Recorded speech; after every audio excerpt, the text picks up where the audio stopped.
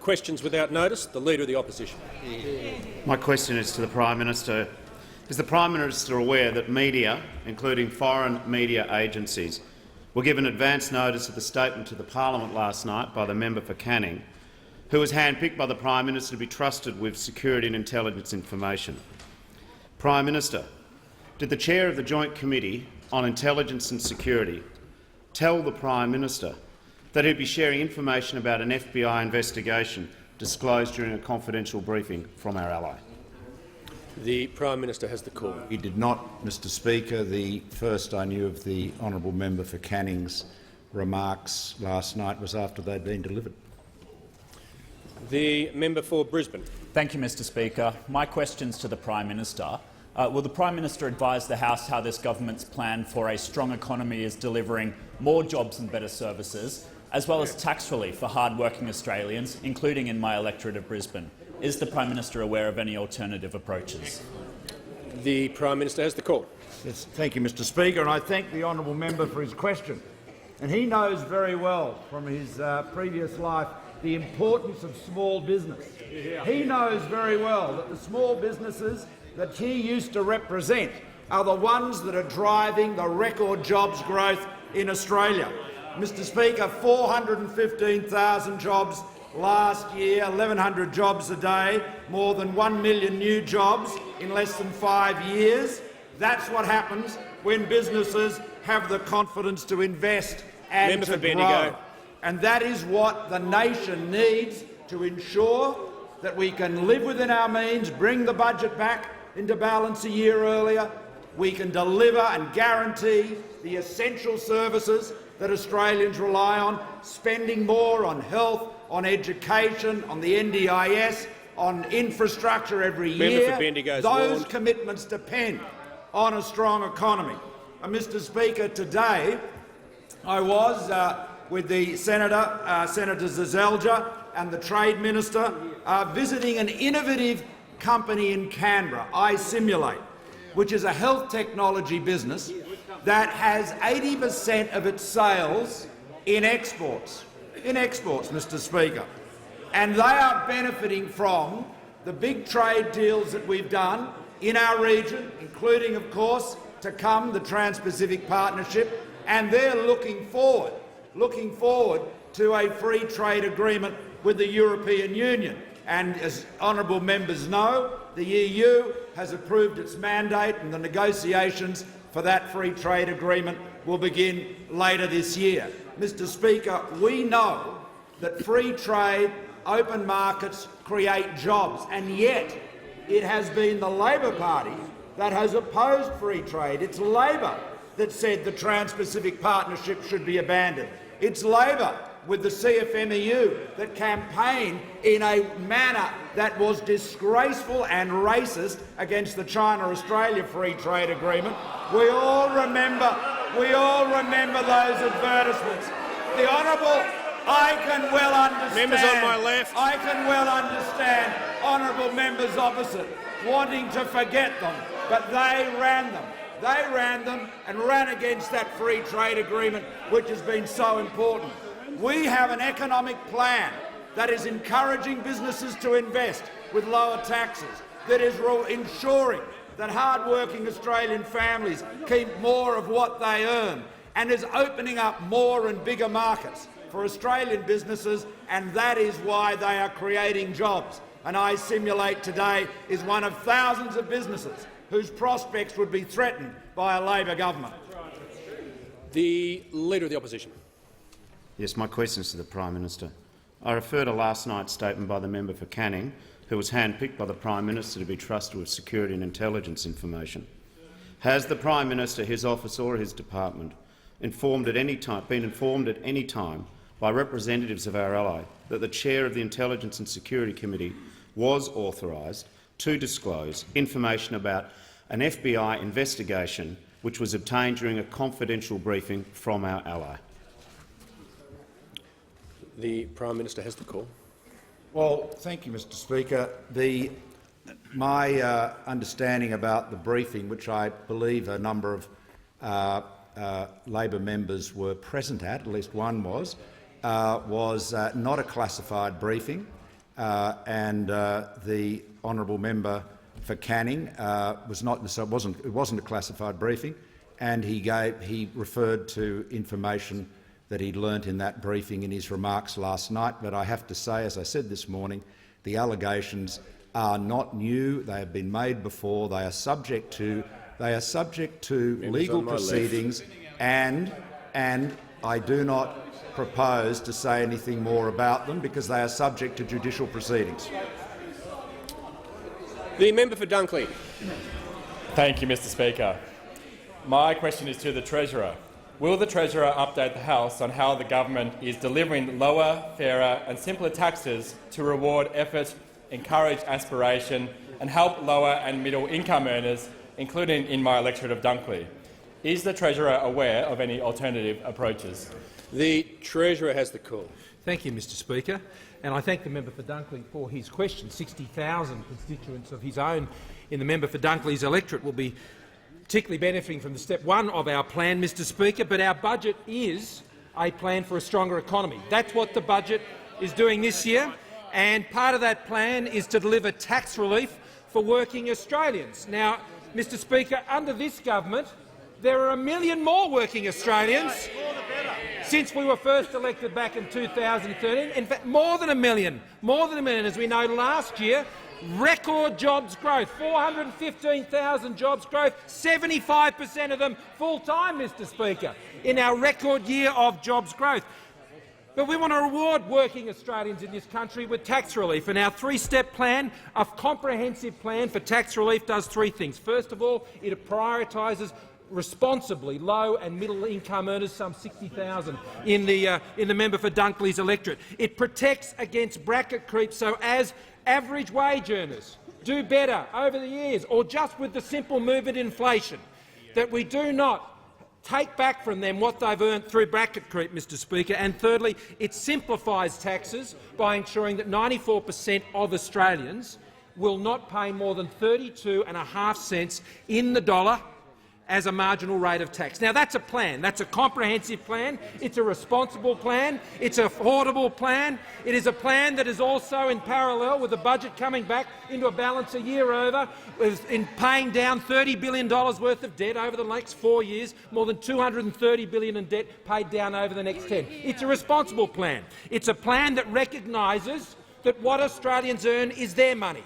They earned it. They should keep it. The Labor Party thinks every dollar every Australian earns, that every business earns, is somehow only bequeathed back to them under the great benevolence of a Labor government, Mr Speaker, and that is a complete nonsense. So we respect Australians who work, we respect Australians who pay tax, and we do that with a plan that gives them tax relief. It's a plan that deals with real problems in the tax system, like bracket creep, Mr Speaker, like bracket creep which takes back from Australians what they have worked so hard to earn. And it's a plan which does that over the medium term. It does it immediately from the 1st of July of this year in terms of moving the tax threshold, which have already moved from 80 up to 87 and would go to 90,000. Mr Speaker, it's a plan that doesn't punish other Australians to provide tax relief for low and middle income earning Australians. It's a plan that doesn't whack $10 billion in taxes on retirees. It doesn't do that, Mr Speaker. It doesn't do that at all. It rewards Australians for working harder without punishing others who are simply working harder. It's a plan, Mr Speaker, based on the economics of opportunity, not the politics of envy like the Labor Party. The Leader of the Opposition. Thank you. My question is to the Prime Minister. Since the government's chair of Intelligence and Security Committee has made his statement to Parliament last night, has the Prime Minister sought advice from our security agencies about the implications of publicly sharing a confidential briefing about an FBI investigation which has been provided by our ally? Members on my right. The Prime Minister has the Thank call. you, Mr Speaker. Yes, I have. The member for Indi. Thank you, Speaker. My question is to the Minister for Social Security. Minister, the NDIS is a really important initiative, and I'm delighted that it's been rolled out in my electorate of Indi. However, there have been some concerns about plans, timelines, meeting needs and review processes. Could you please, as well as concerns about autistic children and those on the spectrum having limited access, could you please take some immediate action to address the delays that people have been referring to and clarify the position on what's happening with autism? The Minister for Social Services. Thanks, Mr Speaker, and I'd like to thank the member for her question. As the member knows, the NDIS is a world-first reform, the size and scale of which means the scheme will not be without its challenges. Around 150,000 Australians with disability now receive life-changing support through the NDIS. When it's fully rolled out, it will support 460,000 Australians. Currently, there are more than 40,000 people on the NDIS who have not received any support before from either Commonwealth, state or territory governments. As the former Disability Discrimination Commissioner Graham Innes has said today, any social reform rolled out nationally will have challenges, but for a project as big as this, the scheme is doing quite well. Work has already commenced on a number of initiatives to improve the administration of reviews, and outstanding reviews are being prioritised. One major project undertaken by the NDA is the Participation and Provider Pathway Review. The NDIA recognises that requests relating to assistive technology and home modification drive a notable portion of review requests. These are complex and the NDIA is addressing these areas. In addition to this, the NDIA has taken on more resources to clear backlogs and process complex claims. In the next 12 months, the NDIA will also take on board an extra 500 permanent staff. These measures will help us work towards an improved system for reviews and a smoother transition from current arrangements to the NDIS. Secondly, I can inform the member that there has been no change to the policy with regards to people with autism qualifying for the National Disability Insurance Scheme. Everyone with autism who is eligible for the scheme will be provided the help and supports they need. As recommended by the Productivity Commission, ongoing work continues on how people access the scheme. I can assure the member that no changes will be made unless they are informed by research, evidence and extensive consultation with stakeholders and the community. I have written today to organisations that support people with autism to confirm this. Finally, as the Treasurer stated in his budget address, every dollar and every cent committed to delivering the National Disability Insurance Scheme remains in place and always will. Just before I call the member for Chisholm, I inform the House that present in the gallery this afternoon is a parliamentary delegation from India. On behalf of the House, I extend a warm welcome to you. The member for Chisholm. Thank you, Mr Speaker. My question is to the Treasurer. Will the Treasurer update the House on how the government's plan for a stronger economy will create new jobs and economic opportunities in medical research? How will our plan work to improve the health of Australians, including those in my electorate of Chisholm? The Treasurer has the call. Thank you, Mr Speaker, and I thank the member for Chisholm for her question. The budget, as I said, is once again a plan for a stronger economy. It's a plan that so far, Mr Speaker, in the years we've been in government, has delivered more than 1 million jobs in less than 5 years. More than 1 million jobs in less than 5 years is the product of the stronger plans for a stronger economy that this government has been delivering and will continue to deliver based on what's in the budget that I announced in our last sitting, Mr Speaker. Now, that plan includes backing business to invest to create more jobs. And that plan includes more competitive taxes for business. It includes the congestion busting and the market accessing infrastructure that we have as part of our $75 billion rolling infrastructure plan, rolling out across Australia, ensuring that products can get to market, that our cities are decongested and our economy can continue to improve. It's about securing access to export markets, whether it's for our farmers, where we're putting more technical experts into the field, into our markets to ensure that those farmers can get better access for their produce to the markets, or right across the other suite of free trade and export trade deals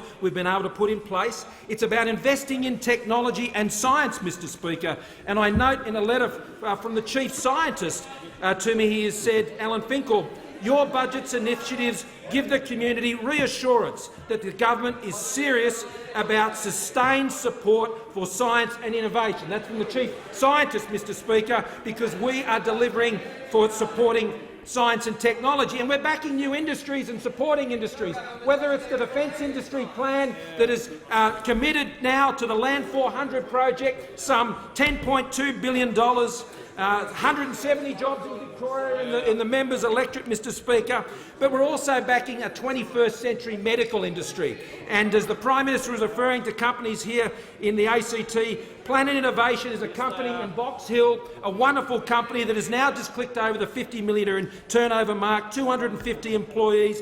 They are a medical technology company. They are participating in a joint project which has $1.4 million invested in this joint project from the Commonwealth Government to create and drive a future industry in medical technology and the medical industry. The health industry, 7% of the economy, 14% of jobs, $500 million in the budget to support genome research, including Mackenzie's project, Mr Speaker. This is about investing in the future industries. That's what this government is focused on.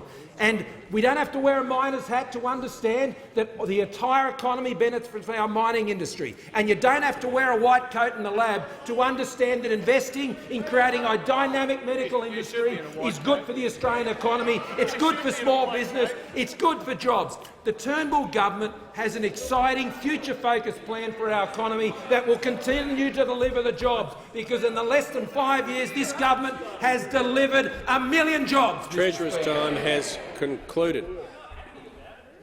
The Leader of the Opposition. My question is to the Prime Minister. The Federal Police Commissioner told Senate estimates today that this year's budget will mean that 567 staff will be cut from the Australian Federal Police over the next 4 years. Why is it that the Prime Minister is cutting 567 federal police staff at the same time as he's giving $80 billion to big business, including $17 billion to the big banks? The Prime Minister. Thank you, Mr Speaker. Mr Speaker, there has never been an Australian government that provides more support to the Australian Federal Police than the one I lead. Funding for the Federal Police has not been reduced.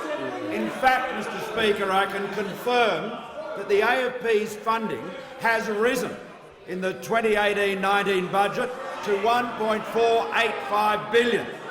And this funding increase provides almost 150 additional ASL in the next financial year, 2018-19, with up to 269 additional staff over the forward estimates. Included within the funding is $107 million for aviation, air cargo and international mail security, $68.6 million for the establishment of the Australian Centre to Counter Child Exploitation, $4.7 million for assistance to Papua New Guinea for hosting APEC this year, and $12.6 million in additional funding for our national security agencies. And that is in addition to last year's $321.4 million investment, which was the largest single funding boost for the AFP's domestic policing capabilities in a decade. Mr Speaker, our first priority is the safety and security of Australia and its people, a security the Labor Party abandoned when they outsourced our borders to people smugglers and criminals. And the Labor Party can call out what they like, but the facts are there and cannot be denied. 50,000 unauthorised arrivals and at least 1,200 deaths at sea. Now, we stopped the boats, we secured our borders, we ensured that the Australian government, representative of the Australian people, and it alone determines who comes to Australia. Mr Speaker, the Labor Party has failed in government to keep Australians safe, to protect Australian security. My government is determined to continue to keep Australians safe, and our funding for the AFP and our other security agencies demonstrates that commitment.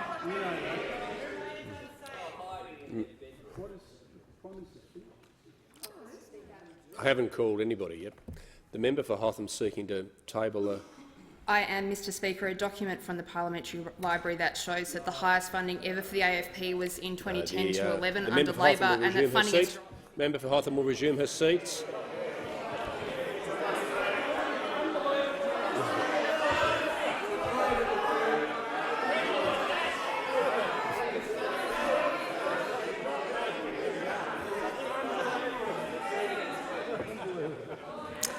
I've made very clear a number of times if the member for Hunter could just stop being provoked for a second.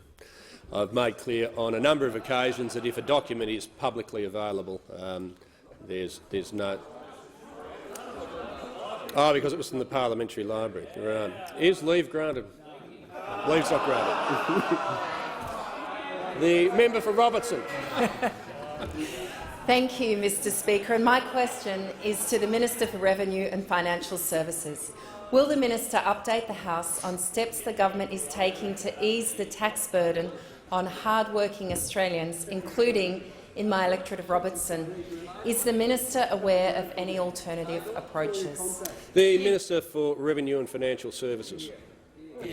I thank the member for Robertson for her question, and she, like the government, knows that you cannot tax your way into prosperity.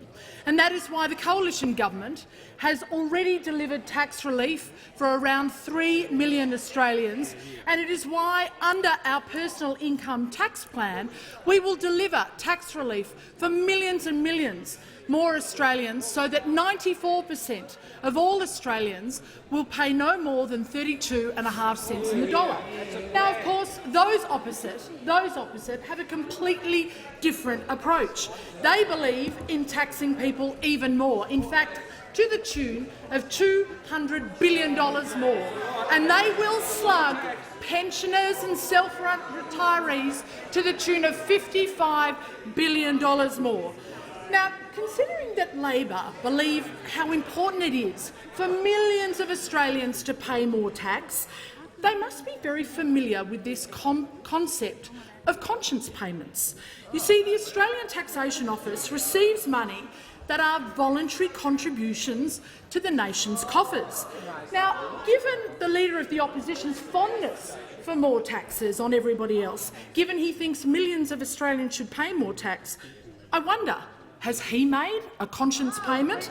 I can report to the House that last year there were 86 conscience payments of, wait for it, just under $8,600. But this year has been a better year, and we have seen 72 payments totalling around $73,000, including a large payment of $62,000. And it did make me wonder, who has made this payment? Was it the Leader of the Opposition? He, of course, is the chief spokesman for higher taxes. Was it the Shadow Treasurer? Or was it the member for Rankin, who is the brains trust of the former greatest Treasurer? Who was it? Who was it? You're coming off a low base. It seems only fair that Labor lead by example and put their hands in their own pockets first. So, I ask those opposite, by a show of hands, who will commit to making a conscience payment? Who's going to commit? And since there is no one, and I'd like Hansard to remark that there is no one, I'm going to make it easy for you. I am going to make sure that the Commissioner of Taxation can put a big button on his website that says "Donate now, conscience payment." The member for Rankin is warned. If millions of Australians would like to make additional contributions, more power to them. But the Leader of the Opposition should lead by example. Otherwise, he's a fraud. The Minister will return to the dispatch box. The Minister will return to the dispatch box and withdraw that last remark. Withdraw.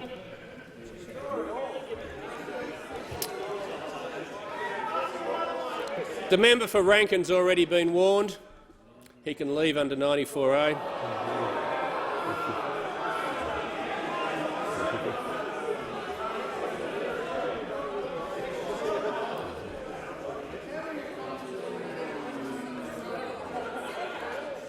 Member for McEwen obviously wants to join him. The member for Hotham. Mr Speaker, my question is to the Prime Minister. Federal Police Commissioner Andrew Colvin told Senate estimates today that this year's budget will see $205 million cut from the Australian Federal Police. The Commissioner said this cut may hit the Australian Federal Police's work combating illicit drugs and firearms. How can the government justify cutting the resources of the Australian Federal Police, who work hard to keep drugs and guns off our streets?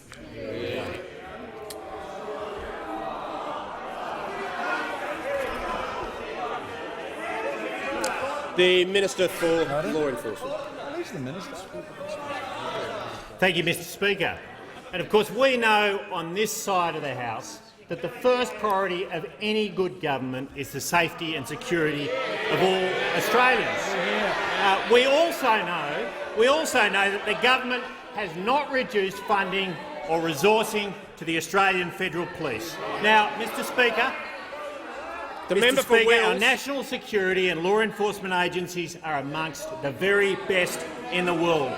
We have a proven track record of giving our agencies the powers and the resources they need to keep Australians safe. And this year we have committed $1.485 billion, almost $1.5 billion of funding to the Federal Police, higher than last year and a record, the highest level of spending ever. Now, since we got into government, we invested $1.5 billion to combat national security threats, the member for Hotham is now including terrorism. We've put $116 million into gang-related crime evasion. And just a week ago, the Prime Minister and myself and the Minister for Home Affairs announced $300 million for a comprehensive aviation security package. That includes in it 190 new positions for Australian Federal Police personnel. Now, Mr Speaker, when Labor is in opposition, they talk a big game on national security. But the real test is what they do when they're in government. In 2010, Labor cut $20 million from the Federal Police's funding. The next year, they cut an additional $10 million in Australian Federal Police funding. And to break the record, in 2012, they ripped a further $65 million out of Federal Police funding. That's a total of $95 million of funding ripped away from the Federal Police. And that was at a time when we know they were spending like drunken sailors. The one place where they were able to show budgetary restraint was national security. Now, the signs of Labor's weakness on national security in opposition are already evident. They have refused to support mandatory sentencing on illegal trafficking of firearms. They have refused to support mandatory sentencing on child predators. We also know that the majority of Labor's caucus are itching to open up the borders. Mr Speaker, you can trust a coalition government on safety and security, but can they trust you? The member for Grey has the call. Thank you very much, Mr Speaker. My question is to the Deputy Prime Minister and the Minister for Infrastructure and Transport. Will the Deputy Prime Minister update the House on how the government is investing in nation-building, job-creating regional infrastructure, including in South Australia and in my electorate of Grey, and is the Deputy Prime Minister aware of any other alternative approaches? The Deputy Prime Minister has the call. Well, I thank the member for Grey for his question. He is a passionate South Australian, does an outstanding job representing the seat of Grey, representing regional Australia, representing regional South Australia. The answer to the question is all about jobs. Jobs yesterday, jobs today, jobs into the future. Our infrastructure is building jobs, building our future. And I acknowledge the member for Grey, certainly acknowledge the fact that we are spending $160 million for the Joy Belush AM Bridge between Mackay and Burgoyne Streets, an important freight and passenger link in the Cedar Grey. The project will duplicate the existing bridge. It will widen roads. Once construction is complete, it will increase safety. That's important. It's going to also bolster travel times, improve freight connectivity. Those supply chains are so important, and reliability, also very, very vital, all of which leads to greater growth, more jobs, more job creation in the Port Augusta region. This project is part of a larger infrastructure investment in South Australia, in which we've committed $1.2 billion for future stages of the North-South corridor, $177 million for the Regency Road to Pym Street upgrade in Adelaide, and $220 million for the Gawler rail line electrification. Now, these projects will boost local economies. They'll create hundreds of jobs, building on the more than 1 million jobs that have been created since 2013, since we came into government. Before time, on budget, that's delivery for you. That's delivery. More than 1 million opportunities for more than 1 million Australians. Our record investment is delivering across Australia. And take Mayo, for instance, $14 million for the Lobethal Freight Access upgrade, supporting around 55 full-time equivalent jobs during the construction phase, $4.5 million for the South Eastern Freeway motorway measures, in addition to millions of dollars under our funding programs such as Roads to Recovery, Bridges Renewal Program, and indeed Building Better Regions Fund, another $200 million going into that after the last budget. And I know how important that's going to be to build community capacity in regional areas, creating local jobs, improving safety and efficiencies for constituents, for travellers, whether they're in Mayo, whether they're in Grey, whether they are in any electorate, and particularly regional electorates. All of this investment in infrastructure spending is possible because of this government's sound economic management. The alternative, however, does not exist. It does not exist. There's no viable alternative to our government's proven record of jobs growth, our economic growth and our nation building. The Liberal and Nationals government, the Turnbull government, is the only one capable of us delivering for Australians in our cities and in our regions. Labor has no plan, no vision for building a better Australia. The member for Cunningham. Thank you, Speaker. My question is to the Prime Minister. The Prime Minister refuses to provide the details of his secret deal with Senator Hanson to ensure the passage of his big business tax cuts. Given new revelations about that deal today, will the Prime Minister now tell the Australian people the details of that secret deal, or is the Prime Minister so arrogant and out of touch that he considers the Australian people don't deserve to know just how far he'll go to give $80 billion to big business?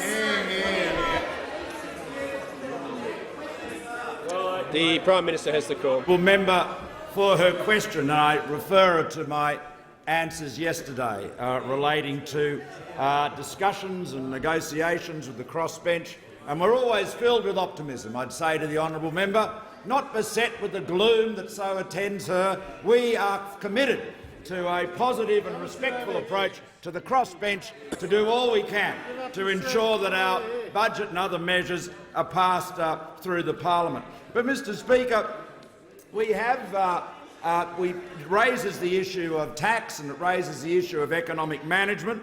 And I noticed, Mr Speaker, the member for McMahon has proposed a matter of public importance today, which is headed the failure of the government's economic plan. Now, Mr Speaker, it begs the question as to how has the government's economic plan failed to produce jobs? No, it actually produced record jobs growth, the greatest in any calendar year in our history. And what would be the best test of whether an economic plan was delivering? I think it would be if people were getting jobs, businesses were getting started, people were having a go and investing, if new markets were being opened up by free trade agreements. Well, Mr Speaker, I have to say that I'm sure the MPI will be interesting and exciting, because we'll see if the member for McMahon can come up with anything to justify his rather parallel universe MPI. But of course he's used to parallel universes. He really is. He really is. Last year, when asked, on my birthday in fact, when asked, 24th of October, when asked, no, I know, you can always send a card this year. You can remember the card, send a card this year. But last year, the member for McMahon was shifting and slipping and sliding, refusing to say whether Labor would move to repeal the small and medium family company tax cuts that have been passed. Well, of course, we know they will. And his final sort of intergalactic assessment was this. He said, we have further policy announcements to make, which will be in this space and not in this space. In this space and not in this space. Well, Mr Speaker, he's a space cadet, and that's the problem with the Labor Party's economic management. The member for Murray. Thank you, Minister. Thank you. My question is to the Minister for Defence Industries, representing the Minister for Jobs and Innovation. Will the Minister update the House on how the government is supporting workers and our economy through the creation of more jobs? And is the Minister aware of any alternative approaches? The Minister for Defence Industry, representing Thank you, the Mr Minister Speaker, for and I Jobs and thank the Innovation. member for Murray for his question. And as the Prime Minister has just said, Mr Speaker, the government has created record jobs, the most jobs in history, in fact, in one calendar year, and we've reached our 1 million target of jobs that we promised to create in 2013 when we got elected 5 months earlier. We said it would take 5 years. When former Prime Minister Abbott was elected as the Prime Minister on that promise for the election, and we got there 4.5 years after we were elected. 1 million new jobs in the economy. No wonder the Labor Party's fallen silent, Mr Speaker. It's embarrassing for them to criticise it. And how have we done it? Well, we've done it through the government's economic plan, through delivering lower taxes, investing in our people's skills and their education, investing in our industries like the defence industry, agriculture, infrastructure, construction, Mr Speaker, and in delivering on the free trade agreements for exports, which are actually driving much of our economy and much of our jobs. Mr Speaker, all of this would be put at risk with the election of a shortened Setka government, or a Labor CFMEU government, Mr Speaker. A Labor CFMEU government would put all this at risk. A government led by the Leader of the Opposition and John Setka, Mr Speaker. We need to know what the Opposition's secret agreement with the CFMEU says. The Leader of the Opposition should try transparency for a change. It would be a cathartic experience for him, Mr Speaker, and he should reveal the terms of his secret agreement with John Setka of the CFMEU. No other recent Labor leader has felt the need to have a secret agreement with the CFMEU, Mr Speaker. In fact, all of them have rejected the CFMEU. Paul Keating said that the unions had taken on too much power in the Labor Party. Bob Hawke kicked the CFMEU out if he was the Prime Minister and would still lead the Labor Party. Kevin Rudd did kick Joe McDonnell out of the ALP, and the Leader of the Opposition brought him back in, Mr Speaker. And Peter Beattie very recently said that they should not take the donations from the CFMEU, Mr Speaker. So there are sensible people in the Labor side who are calling for the Leader of the Opposition to dissociate himself from the CFMEU, from John Setka. It's very important that he does so, Mr Speaker. He needs to reject the CFMEU's donations and give back the $2.5 million that had been given to him since he was not him, to the Labor Party, since he was the leader of the Labor Party by the CFMEU. He needs to reject their donations, he needs to kick them out of the ALP, and he needs to reveal his secret agreement with the CFMEU that, if he was elected, would mean that he was in coalition with John Setka. The member for McMahon. Thank you, Mr Speaker. My question is to the Prime Minister, and I refer to the Prime Minister's previous answer. The budget numbers presume the government's big business tax cut will be legislated in full. Do the numbers in the budget also presume the Prime Minister's secret deal with Senator Pauline Hanson on his corporate tax cuts will also be implemented in full? The Prime Minister has the call. Well, I thank you, Mr Speaker. Mr Speaker, I refer the honourable member to my earlier answers. The budget delivers more money from the hard-working efforts of Australians that they can keep. Gives them, puts up more money, they can keep more of what they earn. The Labor Party calls that a gift. The Labor Party calls it a giveaway. Well, it's not. You know something, Mr Speaker? What we're doing in the budget is ensuring that Australians can keep more of the money they've earned. And the benefit goes to those on lower and middle incomes. And then over 7 years, that big personal income tax reform will ensure that 94% of Australians pay no more than 32.5 cents for any additional dollar they earn. That is a plan to reform the tax system, and it's a good plan. It's one that will reduce the barriers and the disincentives to hard work, to aspiration, to getting ahead. It's a one that encourages Australians to do more of what they have been doing over the last 4.5 years and creating the jobs that we have seen. 1 million, over 1 million jobs, 1,013,600 jobs. That is record jobs growth that we've seen, and it is because our economic plan is working.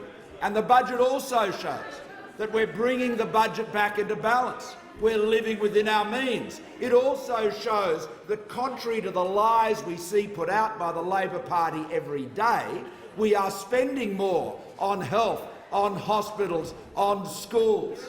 And, Mr Speaker, we know we have a by-election coming up in the seat of Longman.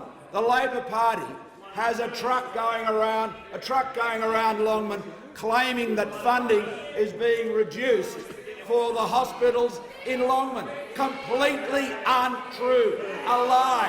An absolute lie. More funding every year going into Queensland hospitals, and, Mr Speaker, under the new 5-year hospital deal, well over $7 billion of additional funding for Queensland public hospitals, an increase of 34%. The Labor Party, Mr Speaker, does not yet realise that you cannot make a lie into a fact by repeating it again and again. Their lies will not wash, because the Australian people know the budget is delivering, our economic plan is delivering, and it's proved by that strong record growth in jobs. The member for Swan. Mr Speaker, my question is to the Minister for Home Affairs. Will the Minister update the House on the importance of a well-designed border protection policies, and is the Minister aware of any alternative approaches? Good question. The Minister for Home Affairs. Well, Mr Speaker, I thank the honourable member for his question. This is a significant issue in Western Australia, but it's a significant issue right across the country. Mr Speaker, in Queensland, for example, Queenslanders feel very strongly about border protection policy, and I notice some comments, Mr Speaker, coming from Susan Lamb, who is the Labor candidate for Longman, where she wants to allow the boats to restart and come back to our country, which would be a disaster, Mr Speaker. Members on my right. When Labor last wanted to implement this policy, there were 50,000 people who came on 800 boats and 1,200 people drowned at sea. So when you hear Susan Lamb saying to people in Wamuran or Caboolture or Daigala or Bribie Island, when you hear her saying, and this is a quote from Susan Lamb, "It's been a long, deeply disturbing process on Manus. I can't understand why this government won't accept the New Zealand offer as a bare minimum." Labor put people on Manus Island, Mr Speaker. It was her government. It was Labor's government that put people on Manus. It was Labor who put people on Nauru. Members on it was both Labor, sides. Mr Speaker, who allowed 1,200 people to Bass. drown at sea. And they want to go back to that tragedy. Mr Speaker, it's been almost 1,400 days since we've had a successful people smuggling operation, and we've got hypocrites like the member for Batman, the sanctimonious hypocrite. I withdraw, Mr Speaker. I withdraw. We have the moralising people like the member for Batman and the former member for Longman, Susan Lamb, up there telling us that they want to implement a humane policy. Where were they? Where were they, Mr Speaker, when 1,200 people drowned at sea? It's this government, Mr Speaker, this government that's taken people off Manus and Nauru. The Labor Party put people on Manus and Nauru. Member for Moreton. We aren't going to take a morals lecture from this person opposite. We aren't going to take a morals lecture from this Leader of the Opposition, Mr Speaker. He has a track record of duplicitous behaviour, whether it's in the union movement, where he ripped off workers, whether it's in his professional life otherwise, where he's double-crossed every person he's ever come across, and he's now trying to fool the people in Longman, the people in Braddon, the people in Mayo and the Australian public otherwise, that somehow he's going to stitch together a policy that stares down these moralising members of the Labor Party who pretend that they've got a humane policy when all they will promise is to get through the next election and then undo the work that we've done to stop the boats, Mr Speaker. And what will happen again on their watch is that women and children will again drown. We will have children, 8,000 under Labor, that went into detention. We closed 17 detention centres. We've got those 8,000 kids out of detention, and this Leader of the Opposition is frankly the most sanctimonious person to occupy that seat. Minister will remain at the dispatch box. Members will cease interjecting. The minister needs to withdraw the word duplicitous. That's a personal reflection. I withdraw, Mr. Speaker. And unacceptable. The member for Lalor. Thank you, Deputy Speaker. My question is to the Prime Minister. Channel 9 News has reported that government ministers consider that now might be the right time to drop the government's big business handout. So, for the benefit of his ministers, including the Minister for Environment and Energy, will he spend the next 3 minutes outlining why his government is resolutely committed to taking its entire corporate tax cut to the next election? The Treasurer. Thank you, Mr Speaker. And I thank the Prime Minister for the opportunity to respond. On this side of the House, we believe that Australian business needs more competitive taxes so they can stay ahead, employ more Australians, like the more than 1 million Australians who've got a job under this government, and the many more who will get a job under this government as long as we continue to stick to those policies, as we do, of delivering more competitive tax rates for Australian business. And we're following some very important principles, and they are principles that the opposition used to believe in quite strongly. And one in particular from the member for Fenner, which I think is particularly illuminating. He says, humans, as opposed to other tax-paying mammals, humans typically work harder when the tax rate falls. Now, I know he's making that distinction for humans because, remember, when they were in government, they actually made payments to pets, Mr Speaker. That's what they did when they were in government. So I agree. I think we all agree that humans, if they're given that incentive with lower tax rates, then they will actually respond to that incentive. I thank the member for Fenner for his reflections on biology of taxation, Mr Speaker. But it's not only the member for Fenner who used to say this. Of course, it was the member for McMahon who said this. He said, "It's a Labor thing. It's a Labor thing. It's a Labor thing. It's a Labor thing. It's a groovy thing, maybe, Mr Speaker." He thought. Zoolander over there would refer to. It's a Labor thing to have the ambition of reducing company tax because it promotes investment, it creates jobs and it drives growth. Now, this morning, when he was on Radio National, when asked about if the company tax cuts did not proceed, he said it's a good thing. It's a good thing for the country that they don't proceed.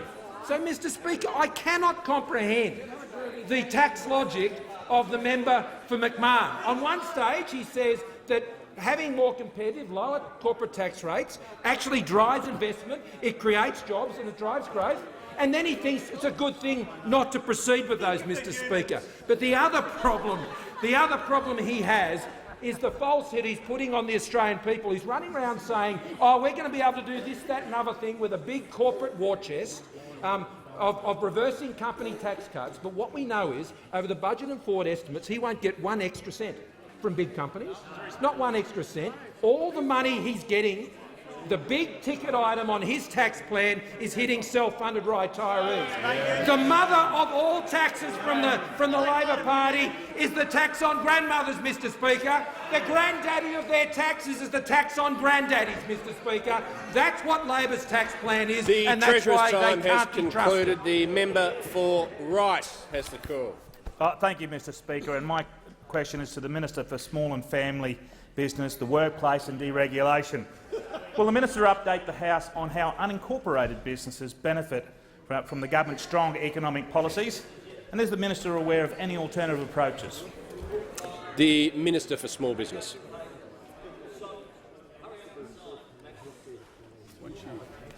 Thank you, Mr Speaker, and I thank the member for RIGHT for his question, and I acknowledge that he, like many on this side, comes from his own business background. He had the courage, Mr Speaker, to put his family's home on the line, start his own family business, built it up to have some 100 employees before turning his back on it and coming here to this place to represent his constituents, and I congratulate him on it.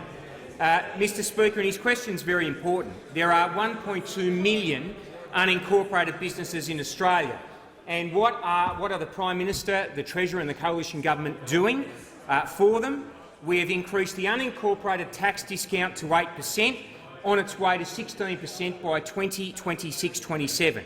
We've changed the definition of an unincorporated small business from 2 million to 5 million in turnover. Sole traders will of course receive further tax relief under the Coalition's personal income tax plan. Our economic policies have resulted in the best business conditions since 2007 and over 1 million new jobs.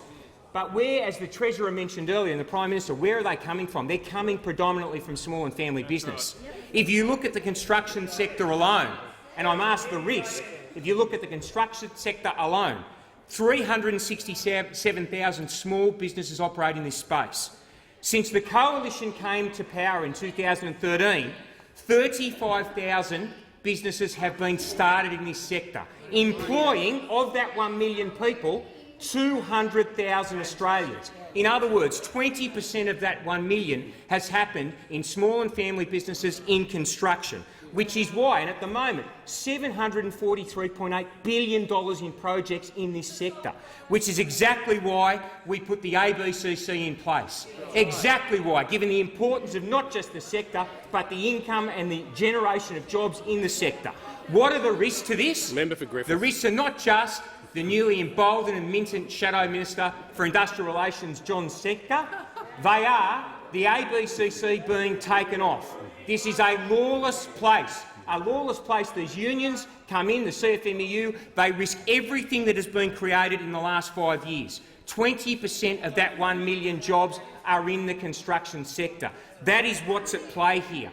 That is what is at play here. That is why we must make sure, between now and the next election, we carry this message and this plan and explain it fully. What would it mean to change government at this stage? It would mean a return to lawlessness on building sites. It would put at risk the 367,000 small businesses that live there. It is the opposition leader and his secret deal with his union mates that put at jeopardy everything that the Turnbull Coalition government has achieved over the last 5 years.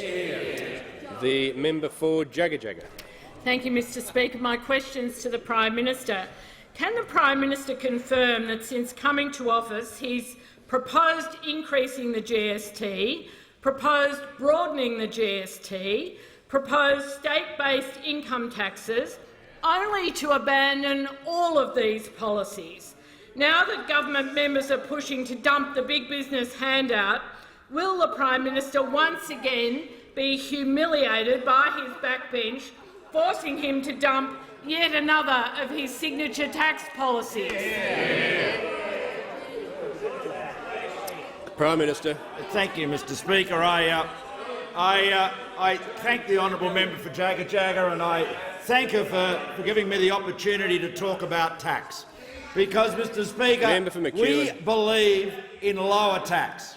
We believe everyone should pay their tax. That's why we passed the multinational tax avoidance legislation, and the honourable member's party voted against it. She may well reflect on that. They voted against legislation to ensure that multinationals couldn't avoid tax. Well, as a result of that and other legislation, $7 billion of additional revenue has come into the Australian company tax net. So we're making sure tax is paid, but we want it to be lower because, as the member for Fenner observed, humans and possibly other mammals, perhaps, I don't know. But anyway, at least humans, he can opine on humans, are encouraged by lower tax. They do work more when there is lower tax. And of course, Mr Speaker, the Labor Party has given one endorsement after another for lower tax, and particularly the member for McMahon, who wrote a book about it, the Leader of the Opposition, who was very eloquent, standing right here some years ago, and said that lower company tax creates more investment, more jobs, better jobs, greater productivity.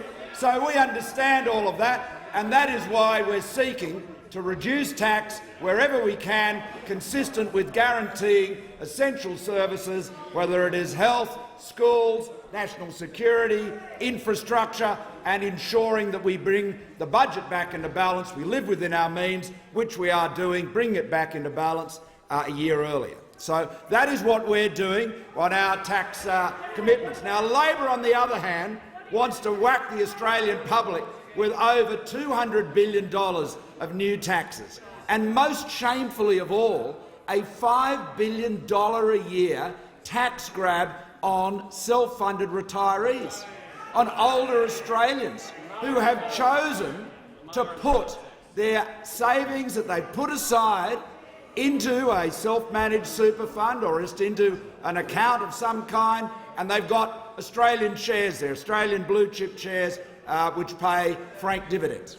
And they have, quite rightly, been able to take those dividends in cash as a refund from the taxation department, just like a wealthier person or a person with a big portfolio can use that franking credit to offset tax from other sources of income. It's been fair. When it was introduced by Peter Costello, it was endorsed by Labor. And now the honourable member and her colleagues want to grab that money from Australia's most vulnerable Prime citizens. Minister's time has concluded.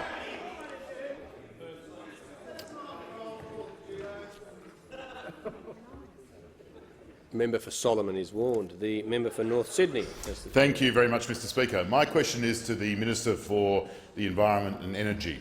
Will the minister update the House on how the government is putting downward pressure on power prices to ensure an affordable and reliable supply of electricity for Australian businesses and families? Is the minister aware of any other alternatives? The Minister for the Environment and Energy. Well, thank you, Mr Speaker, and I thank the member for North Sydney for his question. And I'm glad I got a question on this side of the House, because I haven't had a question from the member for Port Adelaide for 215 days, Mr Speaker. 215 days. The member for Grainler built the pyramids in a shorter time frame than that, Mr Speaker. Maybe the member for Port Adelaide has been banished for his backroom buffoonery, Mr Speaker. And I can see the member for Lily with a smile on his face up the top there, Mr Speaker. Now, there are some positive sides. Well, it does count for a smile. My money's on you, son. My money's on you. Now, Mr Speaker, wholesale power prices are down nearly 30% on the same time last year, and it's a result of the interventions in the energy market by the Turnbull government. More gas is now available for domestic use rather than export, Mr Speaker. We've intervened in the retail market, getting a better deal for thousands of Australian families, a better deal out of the networks to stop them gaming the system, and of course the National Energy Guarantee, which will be so critical in integrating energy and climate policy, Mr Speaker. Now, I'm asked, are there any alternative approaches? Well, we know when Labor was last in office, power prices doubled. We know that we had the carbon tax, we know we had the cash for clunkers, and we know we had the Citizens' Assembly, Mr Speaker. And now we know we've got a reckless 50% renewable energy target and a 45% emissions reduction target. Now, do you think the member for Maribyrnong will go to the people of Longman, go to the people of Braddon, go to the people of Mayo and explain how this renewable energy target will work, how much it will cost and what it's even called, Mr Speaker? The answer is no, because he doesn't know himself. He doesn't know himself. The member for Hunter didn't call it a renewable energy target, he called it an aspiration. The member for Sydney called it an ambition. And the best, Mr Speaker, was the member for McMahon, because he was asked by David Spears on Sky, So it's not necessarily a 50% RET, in other words. Here's the member for McMahon. Correct. That's what I'm saying to you. But there's two. We do have a RET policy, and we also have, which we've also been very clear and explicit about, a policy objective for a 50% beyond RET, Mr Speaker. Is it, Mr Speaker, is there a translator in the House here, Mr Speaker? Because the member for McMahon, the member for Port Adelaide, the member for Sydney, the member for Watson don't even know what their 50% reckless renewable energy target is named, let alone how it will work and how much it will cost. Only the Coalition will deliver the people of Australia, the people of Longman, the people of Braddon, the people of Mayo a more reliable and affordable energy system. The member for Griffith. Thank you, Mr Speaker. My question is to the Treasurer.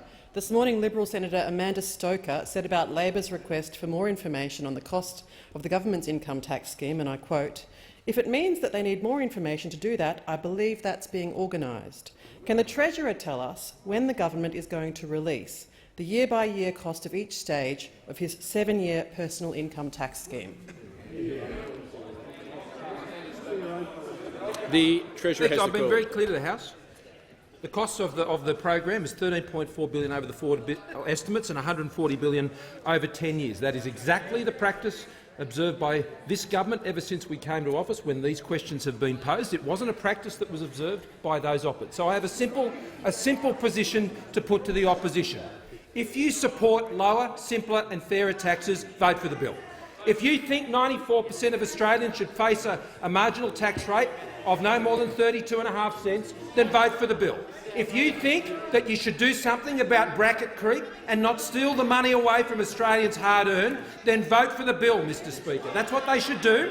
What we're hearing from the Labor Party is the usual excuses because they don't want to provide tax relief to hard-working Australians. What they want to do is they want to punish some Australians for working hard and then pretend they're helping others, Mr Speaker. What they have is not a tax plan. What they have is an envy plan. They have a bitterness plan, Mr Speaker. This country was not built on bitterness, on envy, but it was built on opportunity. It was built on positivity. It was built on plans that actually build the country, not drag people down, Mr Speaker. So I would invite the Labor Party.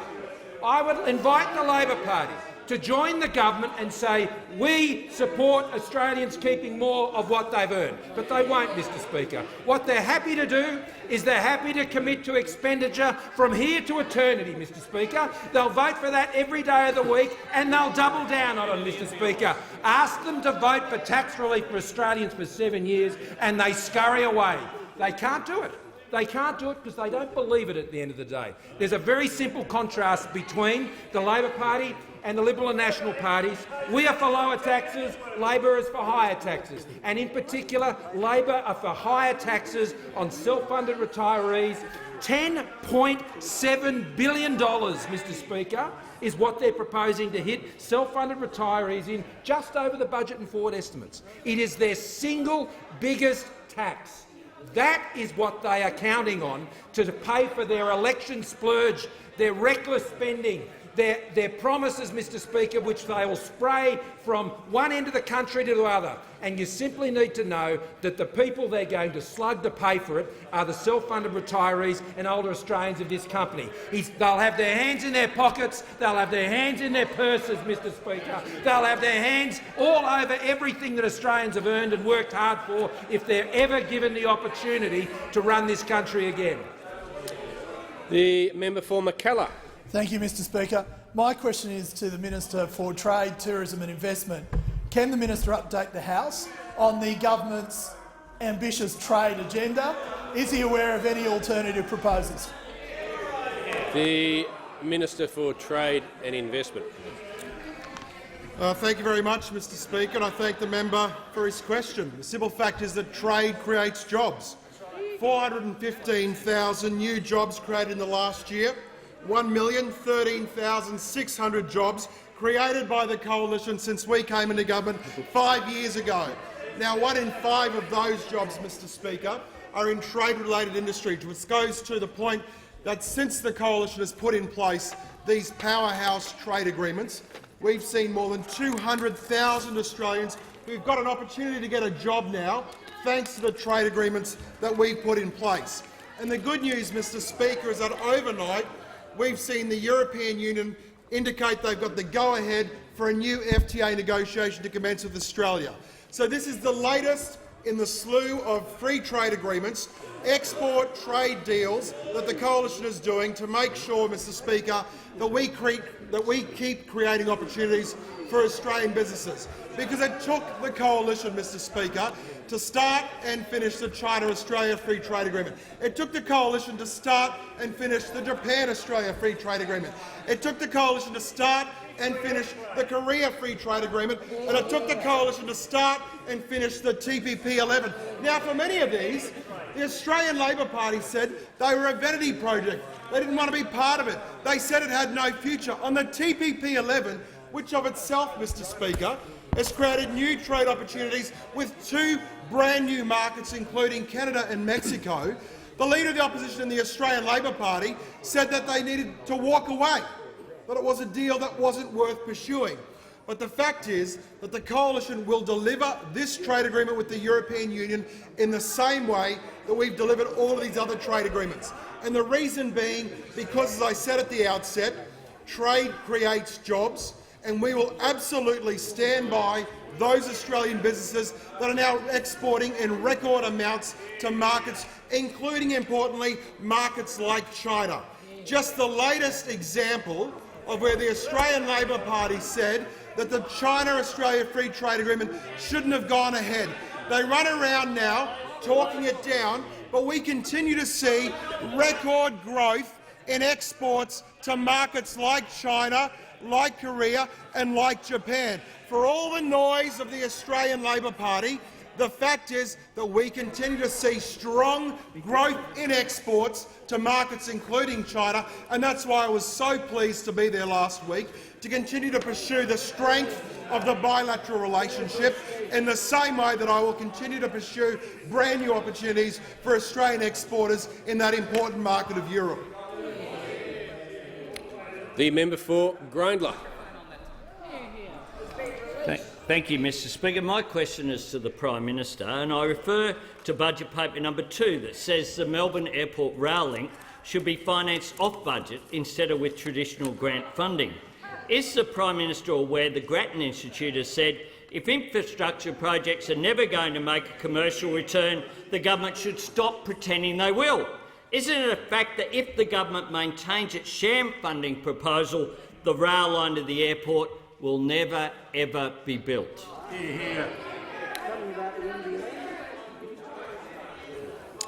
The Prime Minister has the call. I thank the honourable member for his question. I recognise that the honourable member, when he was responsible for infrastructure, paid no regard to getting value for the Australian taxpayer's dollar in infrastructure. Paid no regard whatsoever. He adopted the lazy approach of just throwing money out like an ATM to states. That was his approach. Well, we're determined to deliver the economic infrastructure Australians need, and we're determined to ensure that the Australian taxpayer gets the value they deserve. And that means that where it is appropriate, the Commonwealth will take an equity stake in that infrastructure, as we have in Snowy Hydro, as we are in the Western Sydney Airport. And we look forward to being able to build a rail line to Tullamarine Airport in partnership with the state government. We hope that it will be a Liberal state government later in the year, but we look forward to building that with the state government.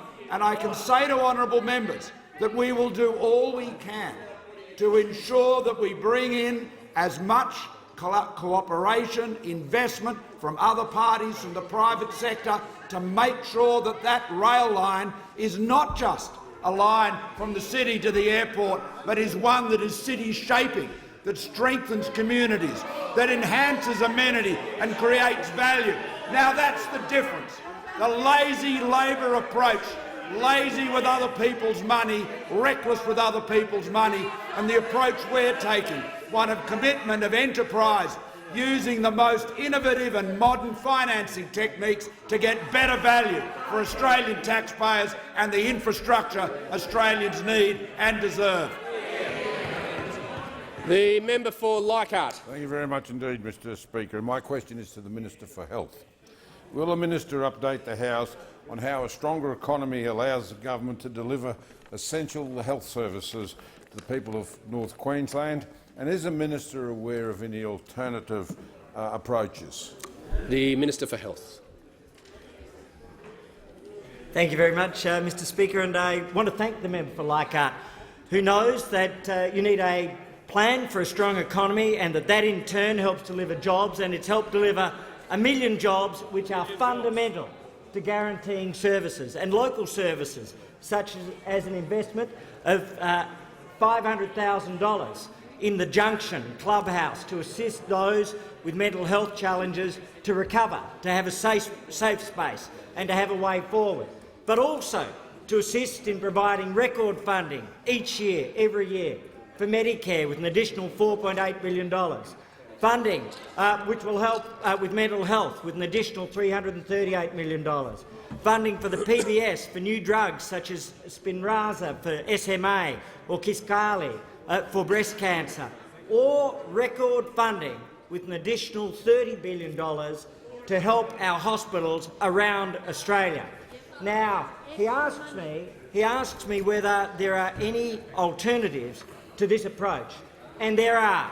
There is the way that Labor has covered up the cutting and the reduction in funding in many parts of Queensland by Queensland Labor.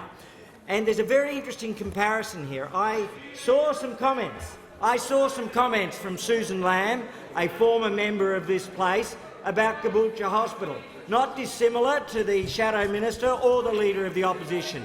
And you know what? The Labor comments were Labor lies, and the reason why is because they asserted that we were cutting at the very time we were increasing and Labor was reducing. Now let's look at the situation in relation to Commonwealth funding in the member's own area. What we see is that in the member for Leichhardt's area, the state Labor funding up 14%, Commonwealth funding up 20%. But if you go further south, in Townsville, state Labor funding up 0%, Commonwealth funding up 25%. In Dawson, state Labor funding down 2%, cuts, reductions, our Commonwealth funding up 30%.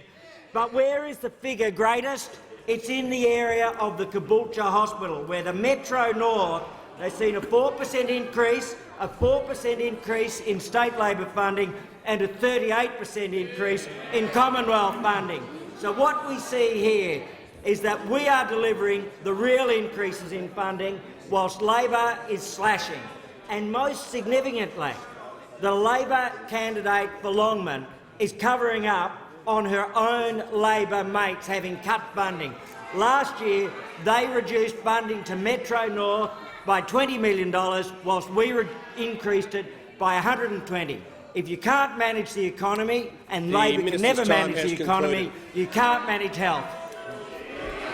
The Prime Minister. Thank you, Mr Speaker. I ask that further questions be placed on the notice paper. Thank the Prime